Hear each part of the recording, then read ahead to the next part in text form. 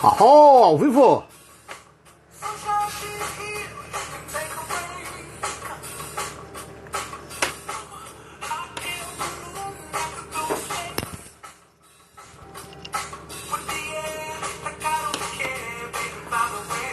Oh, pessoal! Andréa, Maciel, Cristina Filardi, Gabi Castanho. Show de bola, moçada! Tarde nada, Andréia, já é noite. Andréia de São Roque.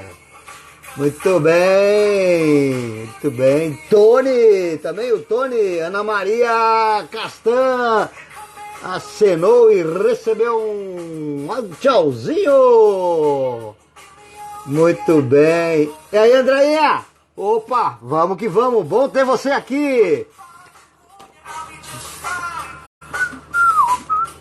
Esperando o pessoal chegar aí, Cíntia Bartolomeu, salve, salve Cíntia, obrigado por estar aqui com a gente.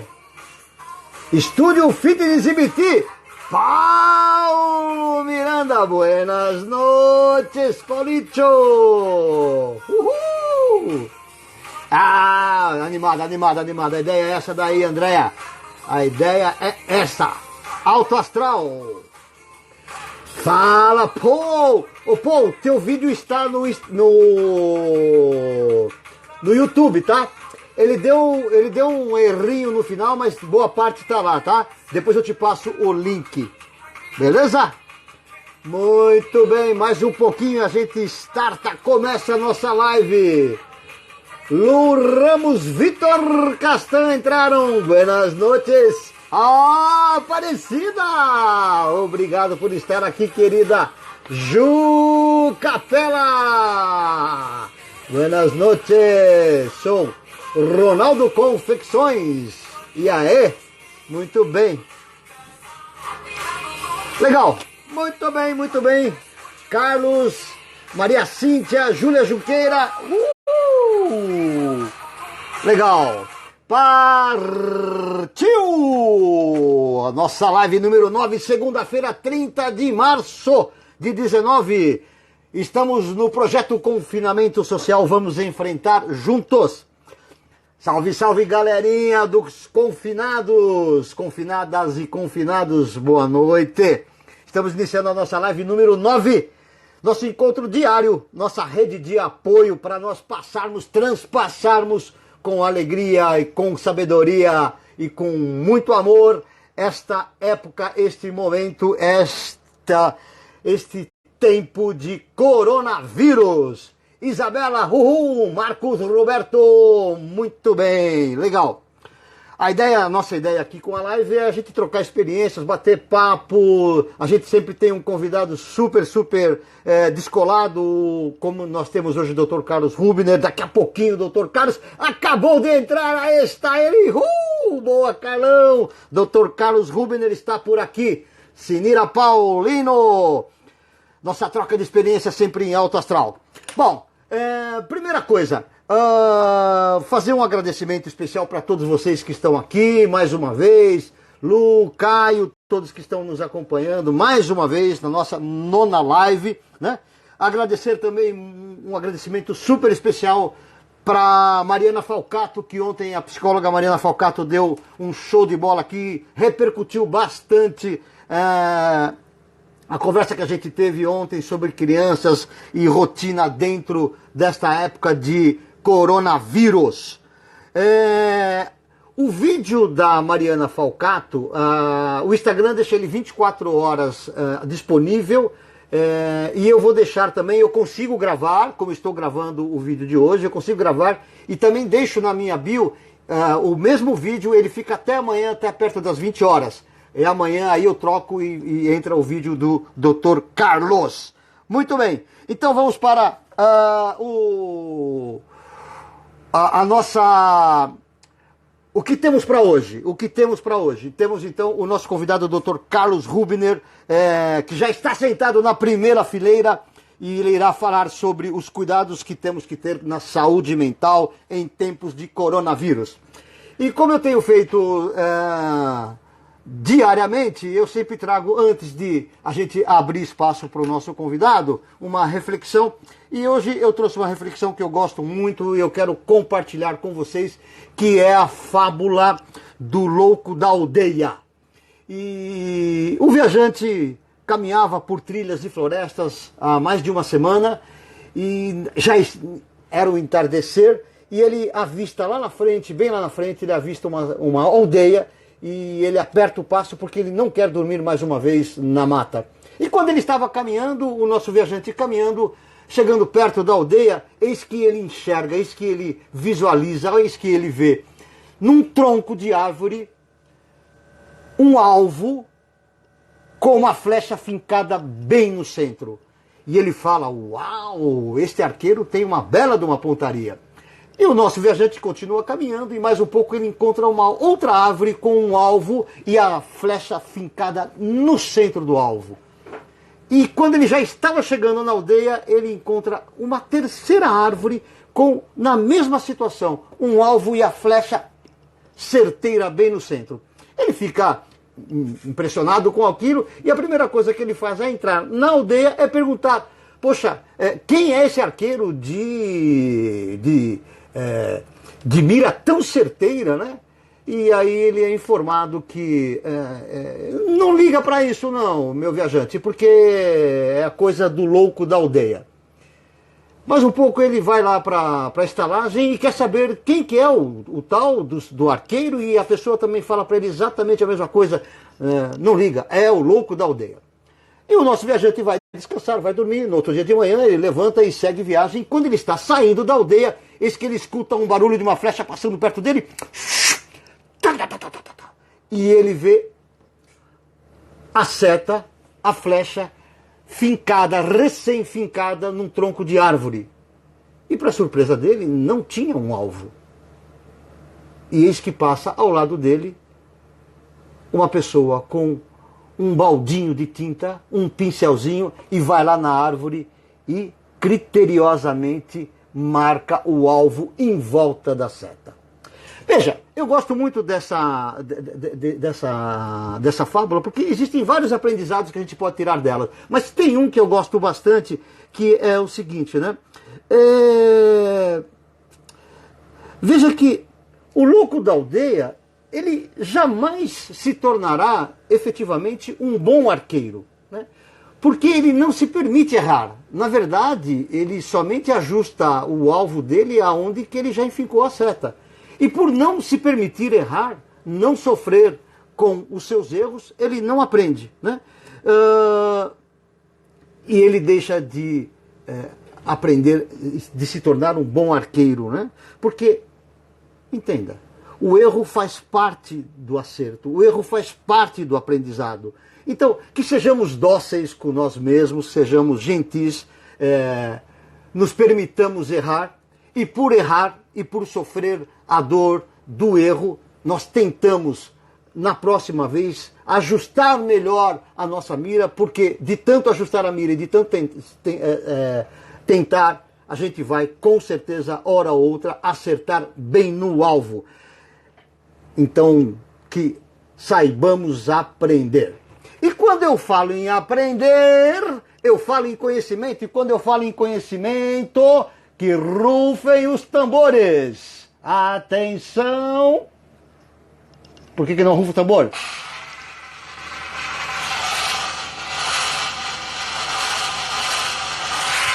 Vou trazer agorinha para vocês, nesse exato momento, o Dr. Carlos Rubner já está aqui aguardando o Dr. Carlos Rubner.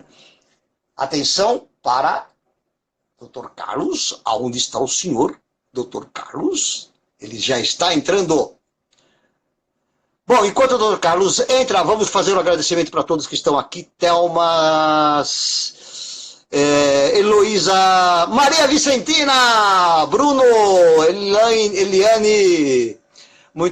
Quanta gente. Aí está, Dr. Carlos.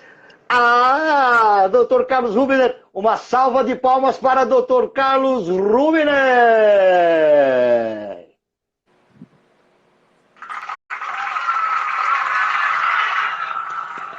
Muito bem! Obrigado. Pessoal, mais palmas, mais palmas! Muito bem. Doutor Carlos, boa noite. Tudo bem, Castan? Me escuta bem? Bem, tranquilo. Então, tá bom. Antes de mais nada, fazer um agradecimento todo especial pela sua gentileza, ter atendido o meu convite e estar aqui para compartilhar o seu conhecimento, o seu saber. Né? Antes de mais nada, deixe-me fazer a apresentação do Dr. Carlos Rubner. Dr. Carlos é médico formado aqui pela PUC Sorocaba em 1982, fez residência em psiquiatria pelo Instituto de Psiquiatria do Hospital das Clínicas na Faculdade de Medicina lá em São Paulo, na USP, e doutorado em psiquiatria pela Universidade de Heidelberg, na Alemanha. Também é professor titular e coordenador da área de psiquiatria da Faculdade de Medicina PUC de Sorocaba. E eu tive a felicidade de, alguns anos atrás, ter sido convidado pelo Dr. Carlos. Andei participando lá durante quase 4 anos dos grupos de estudo e depois dei a minha contribuição em alguns momentos lá. Dr. Carlos falava para mim que eu só era convidado semanalmente para participar dos grupos de estudos porque eu era o cara que levava o bolo. Certo, Dr. Carlos? Mais ou menos, né, Castan? Mais ou menos. Muito bem. Carlos, mais uma vez, obrigado por estar aqui. Eu tenho, de fato, uma profunda admiração pelo senhor, pelo seu trabalho, a maneira com que o senhor se dedica ao ensinamento dos seus alunos, né? E sem dúvida nenhuma, o meu conhecimento, o meu saber, o meu trabalho psicoterapêutico, ele melhorou muito a partir das experiências que eu tive lá com o senhor, com o pessoal de lá. Então, mais uma vez, não é a primeira vez que eu faço isso, mais uma vez, os meus agradecimentos. Bom, a palavra está com o senhor, doutor Carlos. Obrigado pelo convite, Castan. Poucas vezes eu fui convidado para uma fria igual essa que você me colocou. Para falar sobre os impactos do coronavírus na saúde mental. Eu não sei absolutamente nada, né? Não sei nada do que vai causar essa coronavírus. E antes que o seu pessoal fuja daqui correndo e vá para o PROCON por propaganda enganosa, ninguém sabe, né? Nós estamos vivendo um momento único na história, né? Um momento que nós não temos onde nos basear no passado, nós não temos uma experiência em outros lugares, a não ser experiências restritas a situações parecidas com a que nós estamos vivendo, mas que não dá para fazer uma transposição do que aconteceu para agora, né? Então, assim, confesso a minha ignorância, andei e tenho tentado xeretar várias fontes para ver o que nos espera. Seguramente nós vamos ter, eu não sei como é que a plateia aqui é composta, mas assim, quem trabalha com saúde mental vai ter reflexo, vai ter respingo desse período nosso, que é atípico, completamente atípico. Você seguramente é muito mais velho do que eu, você também não deve ter vivido uma época como essa que nós estamos vivendo agora. Acho que ninguém viveu, né? Ninguém viveu algo parecido. Então, nós vamos ter esse período de quarentena para tirar proveito, para conhecer, se Deus quiser, sobrevivermos a esse período, né? Tá. Agora, doutor Carlos, como é que tem sido a tua experiência pessoal aí? Como é que tem sido lidar com o confinamento em casa, com a Cris, com os cachorros? Como é que tem sido a tua experiência? Olha, nós estamos tranquilos aqui, Castano, mas assim, acredito que você, eu, boa parte dos que estão aqui conectados, que eu acredito que seja uma plateia de privilegiados socioeconomicamente, nós nos adaptamos, né? Quer dizer, ninguém enlouqueceu, ninguém pirou, a gente tem tomado cuidado, está levando isso a sério, né? Fazemos fora de casa o absolutamente necessário e nos protegemos, né? Quer dizer, eu não consigo falsificar meu RG para sair da zona de risco, do grupo de risco, mas eu tenho feito o que posso fazer aqui em casa, né? Eu, a Cris, o Bubu, os cachorros, a gente tem esse cuidado. Agora, doutor Carlos, uma coisa que a gente tem debatido aqui, tem conversado bastante, é o seguinte: obviamente, por essa maneira inédita do que nós estamos passando, e por mais três fatores importantes, né? Primeiro, o fator da doença em si, do corona, o que ele é, pode trazer de dificuldades para as pessoas em termos de saúde. Segundo, esse momento de isolamento social ou de distanciamento social, né? E terceiro, o impacto econômico que nós vamos sofrer e já estamos sofrendo por tudo que está acontecendo. Esses fatores, sem dúvida nenhuma, eles são fatores de um estresse muito agudo e que este estresse agudo, sem dúvida nenhuma, haverá de impactar um pouco mais, um pouco menos, mas haverá de impactar de alguma forma na saúde mental das pessoas. O que o senhor imagina que possa acontecer efetivamente, tentando levantar um panorama aí no futuro em relação a essa situação? Então, entre as pescarias de informação a respeito de quarentena, né? O Lancet, que hoje é a referência maior em assuntos médicos no mundo, publicou uma revisão um mês atrás, em fevereiro, final de fevereiro, sobre diversos períodos de quarentena e os impactos psicológicos desses períodos de quarentena na saúde mental. Isso está disponível no Lancet Online, a publicação do dia 26 de fevereiro. A autora a primeira autora chama Samantha Brooks, né, e tem vários outros colaboradores. Então, eles fizeram um apanhado rápido, porque foram pegos assim na onda, né? Chegaram a juntar 3.166 artigos sobre quarentena ou períodos de isolamento. E desses 3.000 e tantos, eles secaram 24, que são os mais adaptados para a situação atual. A maioria avaliou efeitos psicológicos negativos da quarentena, né? Efeitos que têm a ver com estresse pós-traumático, com confusão, com raiva. E eles ressaltam algumas coisas em comum. Quer dizer, então, entre esses estudos, tem 11 daquela SARS da China e do Canadá, de 2003.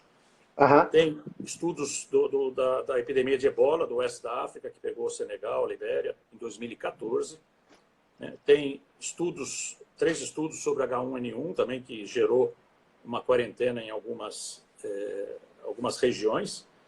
E tem também um estudo de uma epidemia de influenza equina na Austrália. Quer dizer, eu estou falando desses estudos não é para ganhar tempo, estou falando porque esses estudos se referem a quarentenas específicas, que são diferentes dessa que nós estamos vivendo, que é universal. Quer dizer, onde você vai, o mundo está em quarentena.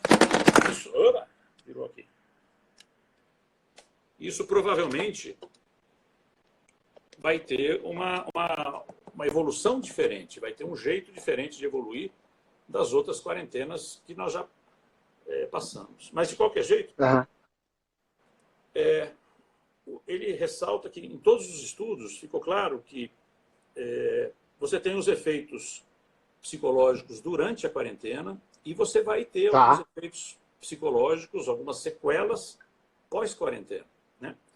Então, assim, ele ressalta algumas coisas, alguns aspectos que são fundamentais para diminuir o estrago psicológico da quarentena, né? Primeiro, assim, você restringir a quarentena a um tempo absolutamente necessário, quer dizer, nem um pouco mais do que o absolutamente necessário, porque parece ter uma correlação direta entre o tempo de quarentena e a qualidade da sequela, né? Segundo lugar, providenciar informações claras e racionais. Então, isso que uma grande parcela dos meios de informação, dos jornais, das televisões, de alguns ministros está fazendo, e outros jogam no time contrário, quer dizer, é fundamental, quer dizer, que a população saiba exatamente o que está acontecendo e por que está acontecendo, né? Informar também sobre os protocolos obrigatórios nessa fase atípica que nós estamos vivendo. Então, as distâncias interpessoais, as desinfecções, como lavar a mão, quanto lavar a mão, que horas você fazer isso, né? essa insistência em ficar em casa, fique em casa, stay home, fique em casa, stay home, universal, mostrando isso em países iguais aos nossos, países mais evoluídos que o nosso. Quer dizer, parece que essa é a medida importante nesse momento, né? Então, aí já vai a brasileirice da coisa. Quer dizer, você tem que providenciar informação assim, clara e racional, e nós temos o chefe do governo falando o contrário. Quer dizer, isso provoca um quadro confusional. Quer dizer, eu vou seguir aquele que eu elegi, ou aquele que está lá na presidência, ou eu vou seguir o subalterno dele que fala o contrário do que ele fala. Todo mundo em casa, e o Mané sai, vai na feira, vai fazer selfie com um eleitor, vai saber. Quer dizer, isso provoca uma confusão e provoca uma sensação ruim, psicológica, de insegurança. Quer dizer, insegurança. Para que lado eu vou? Para que lado eu vou?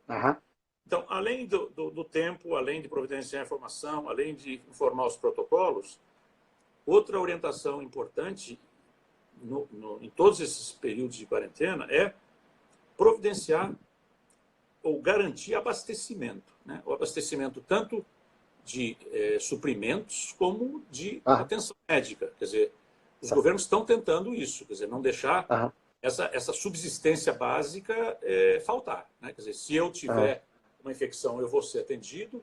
Se eu tiver que ficar em casa, eu não vou morrer de fome. Quer dizer, então essa garantia tem que vir, sem falta e rapidamente. E uma última coisa que eles ressaltam, que eu achei muito legal, que é apelar para o altruísmo das pessoas, né? Lembrando sempre que você está com esse mico, você está sofrendo, você está com as suas liberdades cortadas, em vista de um benefício maior. Quer dizer, eu não estou fazendo isso por masoquismo, eu não estou sendo punido, eu estou tendo uma ação social, eu estou pertencendo a um grupo social, porque se eu não fizer, ou meu vizinho não fizer, vai ser pior para mim e vai ser pior para o meu vizinho. Então, esse altruísmo que nós temos que seguir, nós temos que fazer uma coisa que nós não gostaríamos, mas temos que fazer, isso vai para o bem da coletividade, né? Escapando um pouco desse... Eu não sei quantas pessoas tem aí, mas que me interrompam assim que precisar. Eu não preciso ficar falando, mas eu vou seguir falando enquanto der aqui. Tá bom. As perguntas que tiverem eu vou colocando. Do lado pessoal. Então, eu tive a experiência de morar alguns meses nos Estados Unidos, em períodos diferentes, e tive uma experiência de morar alguns anos na Alemanha, depois da minha residência. E nesses dois países, eu tinha uma sensação esquisita de meio que inveja, assim, de falar assim, sabe, esse pessoal é diferente dos meus queridos brasileiros. Eles têm um senso de pertencimento, eles têm uma sensação de fazer parte de uma pátria que nós não temos no Brasil. No Brasil, nós temos uma sensação de, sabe, eu quero ficar melhor do que o outro, eu faço o que dá na minha telha. Eles têm isso nos Estados Unidos, eles não são melhores em termos de pessoas do que nós, eles têm isso na Alemanha. Mas eles têm uma coisa que só quem viveu guerra ou quem viveu período de muita necessidade, constrói enquanto coletividade, que é esse pensamento coletivo. Eu sou uma pessoa, eu quero meus fins, eu vou chegar onde eu quero, mas eu, antes de mais nada, eu faço parte de uma coletividade. E aí eu vou agir, ou porque eu quero, ou porque eu sou obrigado, em nome da minha coletividade. Eu tenho essa sensação de pertencer ao grupo, a um país, a uma nação. Coisa que aqui no Brasil é uma sensação muito frágil, porque a gente não passou por períodos como o que a gente está passando agora, que necessita que todo mundo esteja no mesmo barco, né? Sim. Talvez estejamos construindo isso agora. Melhor da quarentena que a gente entrou. Quer dizer, eu não vou ser magnânimo, não vou fazer campanha para virar nome de rua, mas talvez essa experiência de sofrer em nome de todos e eu saber que todos estão sofrendo em meu nome, isso talvez nos possa crescer enquanto nação, enquanto país. Legal. Interessante. Posso seguir aqui? Claro que sim. Anotações desse trabalho, volto a insistir, num trabalho que foi publicado um mês atrás no Lancet, né? No Lancet desse jornal inglês. Então, assim, os trabalhos, os mais numerosos, que são o da SARS, né, que é muito parecido com o nosso Covid aqui, né, eles ressaltaram trabalhos com profissionais de saúde, e acho que boa parte da sua clientela... Falar em clientela, você está com uma facilidade para lidar aqui, você está assim, eu sou o Faustão que se cuide com você aqui, com essa sua... Você está muito à vontade aqui. Mas pesquisaram de profissional de saúde É o medo. É o medo, viu, Na Carlos? linha de frente dessa SARS, né? Eles mostraram que esses profissionais de saúde, e acho que todos nós aqui, ou uma parte de nós aqui, eu vi minha cunhada entrando aqui, ô Betis, boa noite para você. Esses profissionais de saúde, eles saíram do estresse da quarentena com algumas sequelas a mais do que os não profissionais de saúde, os que só ficaram na quarentena. Né? Então, assim, tem uma sensação de exaustão, uma sensação de distanciamento do outro, que talvez esse medo do contágio provoque. Quer dizer, eu sou menos afetivo. Quer dizer, eu encontrei um cara com quem eu trabalho há tanto, o nosso jardineiro do consultório aqui de casa, e a gente sempre se cumprimenta, a gente sempre é afetuoso, demonstra afeto. E hoje, olha, fique aí no seu canto que eu fico aqui no meu canto. Né? Quer dizer, a gente E é estranho, né? casa de aproximar. Meu filho está com quadro gripal, ele se distancia da gente. Quer dizer, esse contato que para a gente é tão importante, a gente está tendo um certo não me toques. E isso foi demonstrado claramente. Uma sensação de ansiedade de lidar com pacientes, né? Quer dizer, tá bom, eu tenho uma série de pacientes em terapia, pacientes clínicos no consultório, mas como é que eu lido? Quer dizer, e se ele quiser vir aqui, se ele quiser chorar no meu ombro, quer dizer, eu não sei lá como é que ele está se portando em casa, quer dizer, a gente tem que criar um estado de comportar, um jeito de comportar diferente do que a gente teve a vida inteira. Quer dizer, nós estamos num período excepcional. Né? E aí vem as outras coisas, irritação, medo, raiva, concentração ruim, performance prejudicada. Tem um monte de consequências que foram vistas nos profissionais obrigados a ficar em quarentena porque estavam lidando com um quadro infeccioso. Né? E assim, comparando as pessoas que passaram por quarentena, nessas quarentenas específicas, regionais, com quem não ficou em quarentena, a proporção de distúrbios psíquicos aumenta muito. Né? Aumenta muito. Agora, volto a dizer, nós estamos numa situação excepcional, inédita na história da humanidade, que é uma quarentena universal, quer dizer, onde você vai, todo mundo está em quarentena, não é, sabe, o oeste da África, não é lá na Austrália, uma influenza equina, isso aí é o mundo inteiro, não é ebola, nós estamos todos assim. Doutor Carlos, tem aqui no pessoal que entrou, eu vi aqui uns 3 ou 4 médicos, né? E pelo menos 2 eu tenho bastante contato, e sei que um deles está no front, efetivamente, no front, trabalhando exaustivamente e lidando com isso. Né? E eu tenho acompanhado a dificuldade de ter um equilíbrio mínimo emocional dessa pessoa, né? E nas nossas conversas eu fiquei com a sensação... Doutor Carlos, o senhor caiu ou caiu só o seu celular? Graças a Deus, Tá bom. Eu não consegui conectar o desktop aqui, eu estou equilibrando o celular aqui do jeito que dá. Tá bom. Mas eu fiquei com a sensação, doutor Carlos, que esse pessoal que está no front, os médicos, enfermeiros, enfim, essas pessoas, nós teremos aí um nível de pessoas com estresse pós-traumático, com TEPT, muito grande, né? Porque a carga emocional, a carga de estresse é extremamente grande para essas pessoas, não? Esses trabalhos mostraram que esse pessoal da linha de frente, claro que não é a totalidade, mas é um facilitador de estresse pós-traumático. E as emoções ao estresse, as correlatas ao estresse, né? Quer dizer, ansiedade, insegurança, medo do contágio. Quer dizer, esse colega que está na linha de frente, né, eu imagino ele chegando em casa e querendo dar um beijo no filho. Quer dizer, antes de fazer uma desinfecção total, impossível. Nós tivemos hoje uma reunião com os alunos, nós estamos tentando voltar a uma relativa normalidade na faculdade. Um colega da disciplina chegou em casa e estava tomando um banho de álcool gel para poder ficar em casa à vontade, porque vem essa culpa, e se eu trago lá do hospital para cá alguma coisa? Quer dizer, eu vou infectar meu filho, vou infectar minha mulher. Né? Então, assim, os estragos da quarentena acontecem para qualquer cristão, podem acontecer, não acontecem. Mas, claro que quem está submetido a esse estresse do dia a dia, fora isso, vem o cansaço, vem a necessidade de adaptação a um ritmo de trabalho alucinante. Os colegas que eu tenho que estão trabalhando na linha de frente dos hospitais estão trabalhando muito, estão com uma carga de trabalho absurda. Né? Tá legal, você chega em casa, tá o pessoal na varanda batendo palma, mas você vai dormir pior, você vai ter uma jornada dobrada de trabalho. Você tem um reconhecimento, mas também você tem um estigma, porque provavelmente os vizinhos desses colegas falam assim, olha, melhor chamar ele para uma cervejinha uns 3 anos depois que acabar a quarentena, porque vai saber se ele não está bichado. Né? Eles enfrentam um estigma externo e interno, quer dizer, a própria família fala, pô, o cara está no hospital 12 horas lá, eu vou sobrar perto dele. Não vou, eles passam por esse estigma. Isso não é frescura, isso é uma coisa real. Se a pessoa já está baleada emocionalmente, acresce-se a esse sofrimento, esse afastamento simulado de pessoas próximas, que não querem chegar perto dele. Né?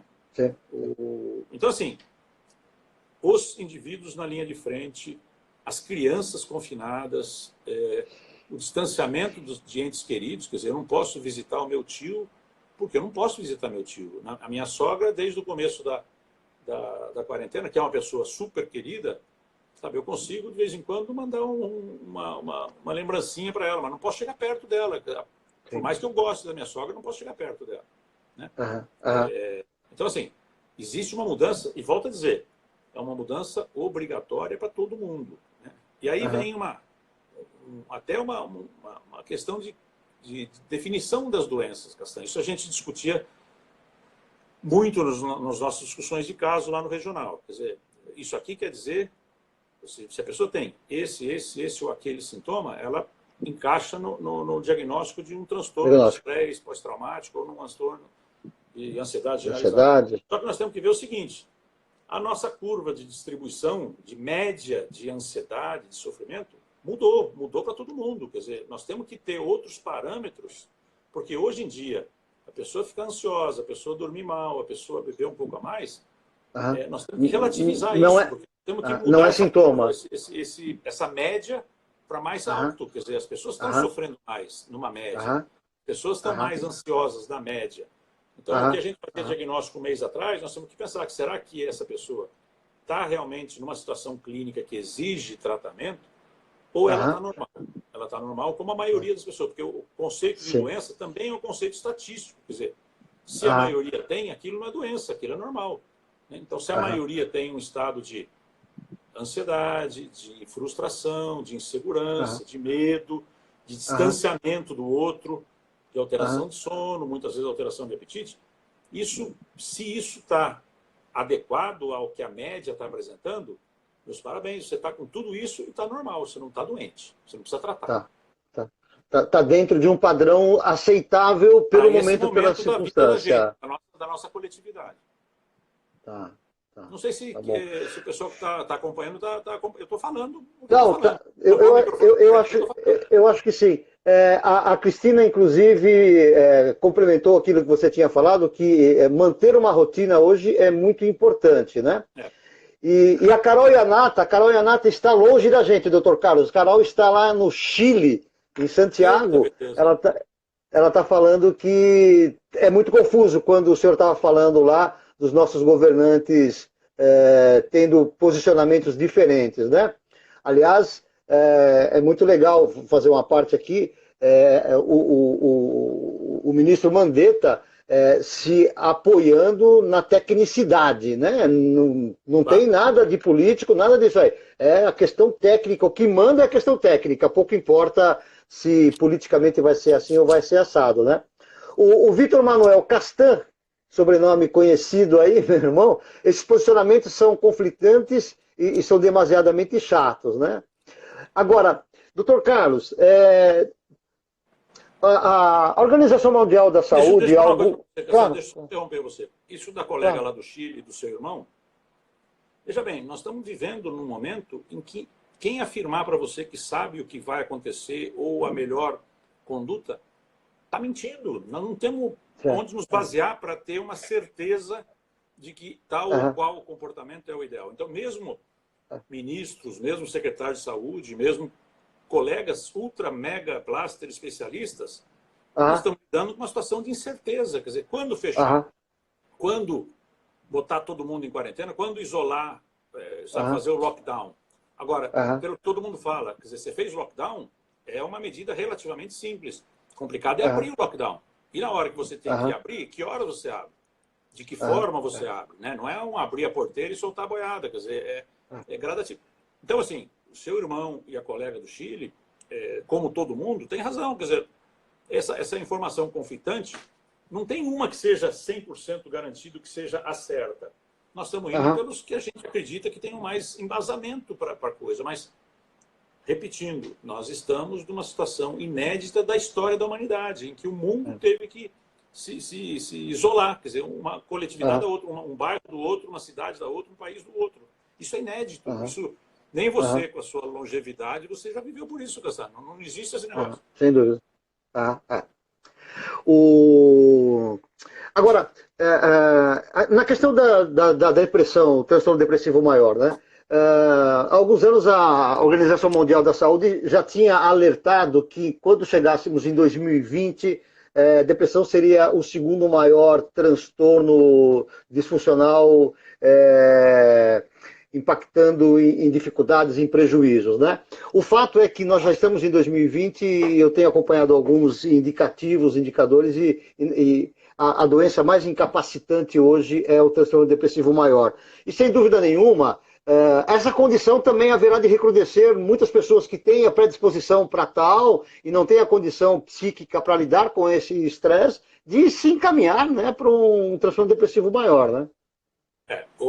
Assim, essas previsões da Organização Mundial de Saúde, as nossas estatísticas de consultório, vão mudar bastante, porque, volto a dizer, nós estamos passando por um período de um estresse absurdo, Aham, inexistente. Quer dizer, nós vamos ver o que vai sobrar daqui para frente, né? Quer dizer, hoje em aham, dia, assim, usar o bom senso o máximo que a gente puder para evitar estragos maiores. Mas, assim, o que se sabe do estresse sensulato como desencadeante de doenças, isso se sabe há muito tempo. Então, aham, provavelmente nós vamos ter um recrudescimento das depressões, vamos, mas nós vamos ter aham, também dos infartos, nós vamos ter também das diabetes, dos lúpus, porque o estresse é um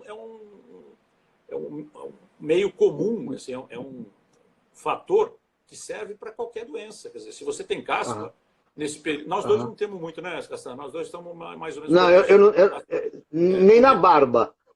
mas, assim, o estresse é um facilitador de qualquer doença. Então, nesse momento nosso, o que vai vir desse nosso estresse vai ser em todos os campos. Não vai ser só na depressão, vai ser em qualquer campo de doença. Área. Tem Aham, algumas orientações, eu achei interessante, Colégio Oficial de Psicólogos de Madrid, de Psicologia de Madrid, ele lançou os 10 mandamentos aqui para essa SARS-CoV, né?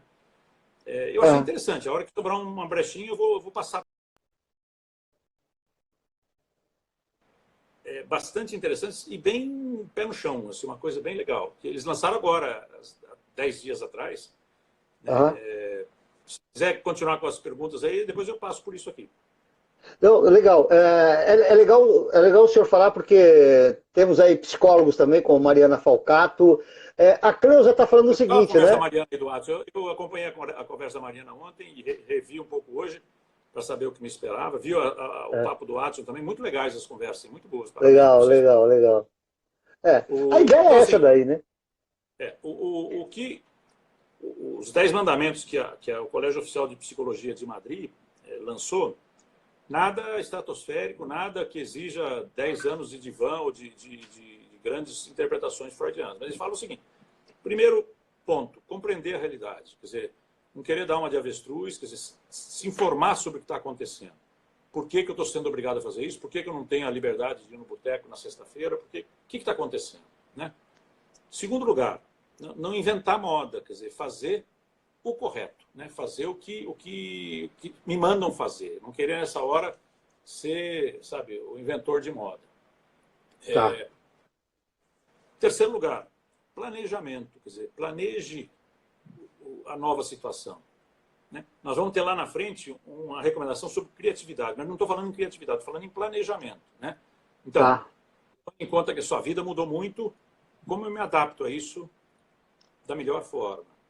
Eu planejo o que eu vou fazer sozinho, o que eu vou fazer em companhia. Faça isso de uma Ok. forma planejada. Aham. Diminua o espaço para improvisações nesse momento. Você está a toda hora tendo recomendações do que você pode, do que você não pode, do que você deve, do que você não deve. Não invente moda. Quer dizer, siga a Tá. manada. Nesse momento, talvez seja o melhor caminho a fazer. Aham. Aham. Depois, dê espaço para várias opiniões, né? Para que todos se sintam responsáveis em casa. Quer dizer, não precisa ser o general da sua casa. Você está num confinamento em que está junto a sua mulher, estão seus filhos, eventualmente está seu genro, eventualmente está a sua tia. Quer dizer, compartilhe, divida. Você pode ser o chefe da casa, mas nesse momento especial, vamos ver uma solução coletiva. Vamos participar todos, né? Não é um ditando a regra, porque é melhor para todo mundo, né? E depois, especialmente para a gente que está confinado em casa, um alerta nessa fase de planejar a situação para respeitar espaços e tempos diferentes. Nós somos diferentes, por mais que nós sejamos uma família só. Alguns têm que ficar mais quieto, alguns têm que falar mais. Alguns preferem ficar no quarto, outros preferem ficar na sala com todo mundo. Quer dizer, respeite isso, a individualidade dentro do próprio núcleo familiar. O quarto passo que o colégio sugere: informe-se adequadamente. E aí nós temos espaço para a nossa brasilidade. Nós temos no começo do jornal uma informação e no fim do jornal o contrário dessa informação. Siga quem você acha mais adequado. Quer dizer, informe-se. Depois, quinta orientação: mantenha os contatos, né? E aí segue contato com a sua família, mantenha o contato com seus amigos, mantenha contato com seus companheiros de trabalho, mantenha o contato com os mais velhos, parentes ou não. Então, já liguei para um tio meu de Passos, Minas Gerais, que tem 90 e tantos anos. Hoje cedo entrei em contato com a doutora Diana, que é uma pessoa especialmente querida, foi minha professora, foi madrinha do meu irmão. Entre em contato. Eu não faço isso normalmente, eu sou meio recluso, assim, mas faz contato com as pessoas que você gosta, por que não? Sexta recomendação: aproveite esse momento esquisito que a gente está vivendo, diferente que nós estamos vivendo. Descubra novas potencialidades. Quer dizer, faça arrumações na sua casa, chame seu filho para, junto, regar o jardim ou consertar Quer dizer, aproveite esse momento. Não pegue só a parte negativa da gente reclamar do momento, mas, assim, eventualmente esse momento abre portas para algumas coisas que a gente não está acostumado a fazer. Sétima recomendação, especialmente para aqueles que têm criança em casa. É um tempo para criatividade. Quer dizer, vamos pensar em brincadeiras que a gente possa fazer aqui, que nunca fizemos, e que eventualmente traga os momentos de alegria, de satisfação, de risadas, de prazeres coletivos. Isso aí pode ser importante também. Oitavo, ache um tempo para fazer atividade física em casa. Você está acostumado a andar com um grupo? Você está acostumado a nadar? Você está acostumado a jogar no clube? Não. Faça uma atividade física que provoque o seu efeito exercício, que é o benéfico para a saúde, em casa. E não abra mão disso. Você está acostumado a fazer. Castanho, você é um exímio jogador de tênis. Enlouqueça a Ana, vai bater bola, fazer paredão na parede da sala, faz qualquer coisa, mas faça uma atividade física. Faça alguma coisa. Né? Nono, penúltima recomendação desse Colégio de Psicologia de Madrid: observe o estado de saúde dos que te rodeiam. Olhe com atenção quem está perto de você. Né? Quer dizer, não só sintomas de febre, tosse e espirro, mas, assim, como é que essa pessoa está? Como é que está o astral dela? Como é que está o olhar dela? Como é que está a adaptação dela a esse momento especial? E décimo, cuide especialmente do seu estado de ânimo, especialmente do que você fala e de como você fala. Então, todos nós estamos no mesmo barco que a gente não escolheu estar. Todo mundo tem um up do nosso nível de estresse. Será que é a hora de eu reclamar? Será que é a hora de eu achar que o mundo é uma porcaria? Será que é uma hora... Será que isso vai trazer algum benefício para mim, no meu desabafo, ou para quem está por perto, que está no mesmo barco que eu? Será que eu preciso... Será que eu não consigo mudar o meu jeito de me irritar com a minha esposa ou com o meu filho? Porque nós estamos obrigados a conviver um com o outro. Quer dizer, preste atenção, não é você que está sofrendo, é o mundo que está sofrendo. Então, cuidado em quem você pisa. A Carol, ela faz uma pergunta aqui, o seguinte, falando de quem já tem algum tipo de enfermidade psíquica, como esse contexto agrava mais ainda, né? E depois, como a família pode contribuir para isso? Então, agrava, Castan, claro. Quer dizer, a pessoa que já tem um tratamento, já tem um passado, um histórico de sofrimento mental, essa pessoa eventualmente é mais vulnerável do que uma pessoa que não teve. Então, Ah, pode haver um agravamento dos sintomas, pode haver o aparecimento de crise. Mas digo para você, nessas 2 semanas que nós estamos até agora de confinamento, ah, a quantidade de urgências que eu tive com a minha turma ah, foi mínima. Mínima. Então, tá. assim, tenho pacientes no hospital, eu passo visita no hospital, lá no regional. Nós Tá. estamos conseguindo manter a enfermaria o mais vazia possível. E não estamos tendo uma enchente de pacientes lá. Os pacientes que psicotizaram no sítio estão se resolvendo no sítio. O paciente que psicotizou, ele não está tendo a liberdade de achar o caminho? Não está. Mas, Aham, volto a dizer, como é um sofrimento geral, existe uma aham, relativização do que é crise. Quer dizer, se antes qualquer sinal era motivo para levar correndo no hospital, aham, hoje qualquer aham. sinal. Su- Porque, subiu a barra. claro, subiu a régua. Quer dizer, você está. Aham, O seu padrão de diagnóstico, ou de intervenção, ou de ajuste de doses, é a partir aham, de uma nova realidade. Né? Então, aham, assim, aham, os pacientes têm o telefone de casa, têm um e-mail. E volto a dizer para você, aham, o acesso desses pacientes a mim, que continua aberto o tempo todo, aham. foi irrisório. Quer dizer, Olha, até arriscaria interessante. dizer que não foi maior do que uma situação de não quarentena. Quer dizer, não, porque as Entendi. pessoas também, com o passado de doença psíquica ou não, elas também estão na Aham, mesma realidade. Quer dizer, entendi, elas sabem o momento que estão vivendo. A não ser entendi. quadros psíquicos muito graves, em que a pessoa está lunática, aí talvez nem perceba que nós estamos em quarentena. Aí Aham, talvez até melhor entendi. para ela. A sua futura colega, a Gabi, ela está perguntando, doutor Carlos, se tiver alguém precisando de uma ajuda médica neste momento, o que fazer? Então, boa pergunta. É, vamos acender velhinha com o som Mandetta. Quer dizer, você só vai procurar ajuda se absolutamente necessário. Quer dizer, Tá. a pessoa tem que ter acesso aos meios de ajuda, tem que ter acesso a remédio. Os que estão em tratamento com remédio não podem se dar o luxo de deixar acabar o remédio, porque hoje a logística está muito mais complicada. Nós temos um Tá. plantão de receitas, tanto no regional como no consultório. Quer dizer, olha, nós somos muito mais liberais para dar. A Sônia aí também, foi Sônia. Para dar receitas para pacientes, porque a logística está muito complicada, Castan. Quer dizer, as pessoas Tá. que conseguiam ir até a esquina no CAPS ou na UBS pegar receita, hoje não consegue mais. Não Então, consegue. Aham. uma preocupação da família é absolutamente não deixar que falte os remédios. E aí serve Aham. a fluoxetina, mas serve também o remédio para diabetes, o remédio para o coração, o Sim. remédio para pressão. Quer dizer, Sim. preste atenção nisso. Quer dizer, não Sim. deixe faltar. Se puder, respeitando a recomendação, faça sabe, um certo estoque para não ficar na mão, porque a gente está tendo cada vez menos, e nós não chegamos nem perto ainda do pico da Sim. Sim. crise. Nós estamos tendo Aham. cada vez menos liberdade de Sim. locomoção. Então, não deixe chegar no último comprimido para você providenciar a nova caixinha. Tá.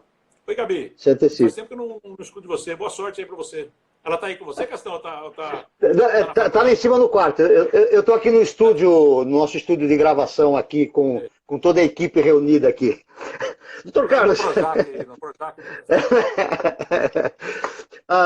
Aliás, hoje é o dia que se dedica ao Dia Mundial do Transtorno Bipolar, né? Dia 30 de março. Né? Hoje seria um dia de comemoração, né? E até a Sociedade Internacional de Transtorno Bipolar, da qual eu faço parte, ela também botou lá em quinto plano qualquer tipo de festejo ou de comemoração, Sim, porque hoje a prioridade não é depressão, não é transtorno bipolar, a sim, prioridade é vamos continuar sim, vivo enquanto humanidade, quer dizer, vamos fazer o menor estrago sim, possível, né? sim. É bem isso mesmo, viu? Muito bem, vamos ver se nós temos mais alguém aqui. Doutor Carlos, vamos ver se tem mais uma pergunta aqui. A Cleusa está falando assim, ó, que aqui todos os dias brincamos de esconde-esconde, mas confesso que brinco até um pouco sem vontade, né? Mas são as adaptações necessárias nesse momento de coronavírus. É, Muito bem.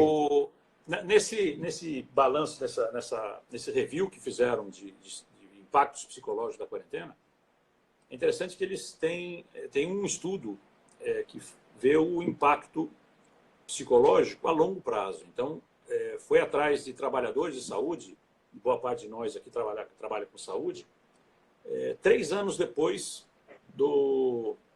da quarentena, né? Quer dizer, manifestações psicológicas em indivíduos que estiveram na linha de frente da quarentena, 3 anos depois do episódio.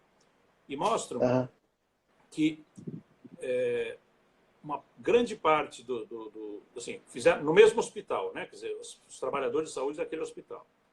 3 anos depois, 9% está com sintoma depressivo. Mas da turma que está com sintoma depressivo grave, 66% tinha passado pela quarentena, comparando com 15% dos que não estavam na quarentena naquela época. Tá. Aumentou também, 3 anos depois, os casos de consumo de álcool errado, quer dizer, tanto casos de abuso de álcool como de dependência. E algumas pessoas tiveram sequelas emocionais da depressão, no sentido da quarentena, no sentido de mudanças comportamentais a longo prazo. Quer dizer, mantiveram, por exemplo, lavagem de mão cuidadosa, que não tinha antes da quarentena. Mantiveram o hábito de evitar aglomeração, quer dizer, anos depois da quarentena, vai ter uma parte de nós que vai continuar meio arisco com aglomeração. E para pessoas da linha de frente, como os colegas que não sei se ainda estão aqui, alguns demoraram meses para voltar ao normal depois que abriu a quarentena, porque ainda se mantém essa reclusão, essa sensação de estar sendo estigmatizado, a sensação de que tem um certo desconforto com a proximidade, com lugares fechados, com lugares com muita gente. É isso aí. Ok, então. Muito bem. Dr. Carlos Rubner, saudades dos nossos encontros. Viu? Não sou só eu que sou jogador de tênis, não. O senhor também é um exímio jogador de tênis. Gosta de dar curtinhas. Judio da bolinha. Muito bem. Dr. Carlos, mais uma vez, muito obrigado. Eu deixo aqui para o senhor dar o seu abraço a todos, deixar uma mensagem e, novamente, muito obrigado por ter atendido o meu convite, né? A nossa ideia é única e senão ser um ponto de encontro para trocar experiência, para ser um ponto de apoio, né? Essa aqui é a ideia, é a maneira que a gente encontra de ajudar de alguma forma, né?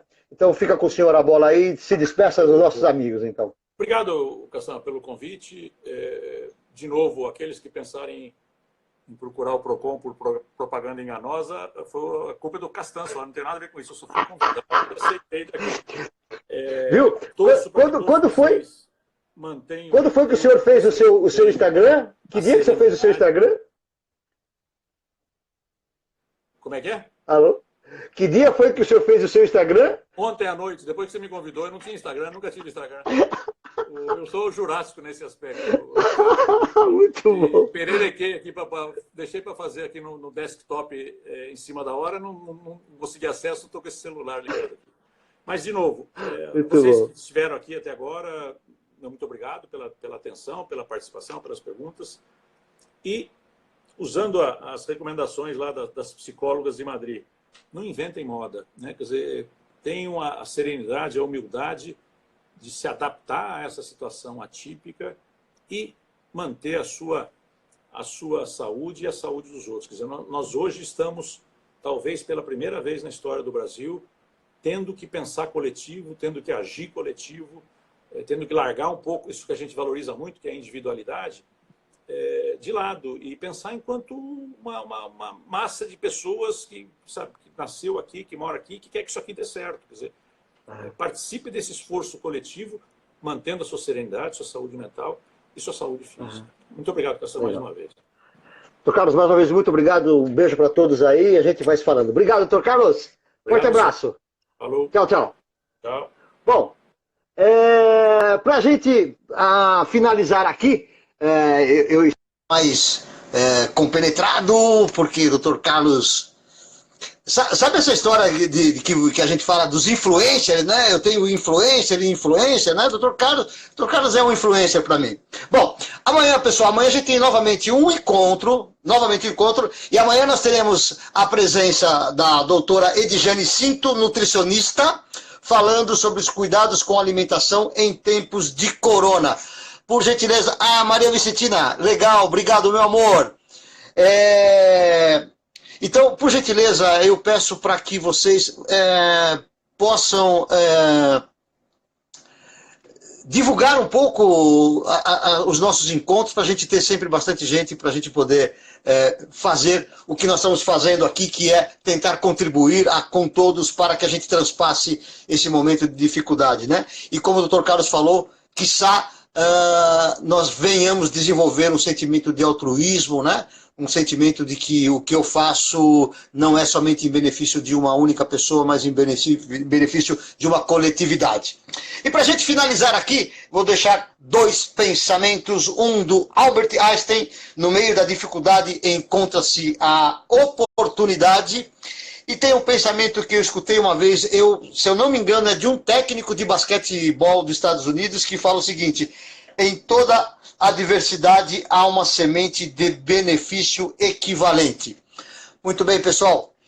Um forte abraço para todos vocês. Obrigado, Paulinho. Obrigado por todos que estiveram aqui. Camilinha, obrigado, querida. Adriana também, muito obrigado. A gente se encontra amanhã. Cuidem-se e tenha altruísmo. Forte abraço e até amanhã. Vamos, som! Na mesa de som, ele, o intrépido Castan.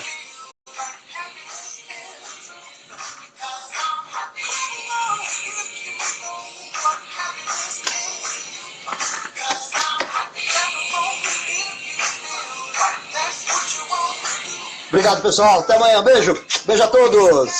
Fui!